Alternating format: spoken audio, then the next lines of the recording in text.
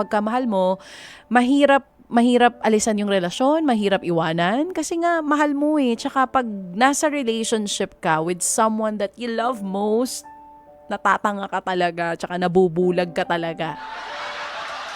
Lahat na ng mga tao sa paligid mo, sinasabi, hindi yan ang para sa'yo, hindi mo deserve yan.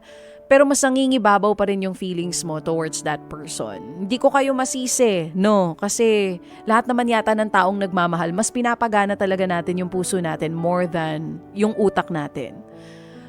Di ba nga sinasabi nila, kahit yung pinakamatalino pang tao nagiging bobo pagdating sa pag-ibig. Pero wag naman sanang ganito. Wag naman sanang hanggang sa pananakit, lalo na yung pisikal. No, no, no brainer po yan. Kapag kinanti ka na ng lalaki, kahit pakukumulang, hindi karapat-dapat na balikan yan.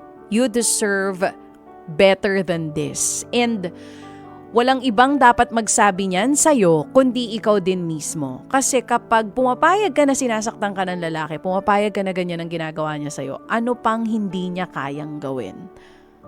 Sabi nga, di ba, pag mahal mo, hindi mo sasaktan eh. Pag mahal natin, kapag umiiyak sa harap natin, parang magigilty ka, hindi mo kaya eh, kasi nga mahal mo. Pero yung sasaktan ka physically na parang wala lang sa kanya at paulit-ulit niyang gagawin, can you call that love?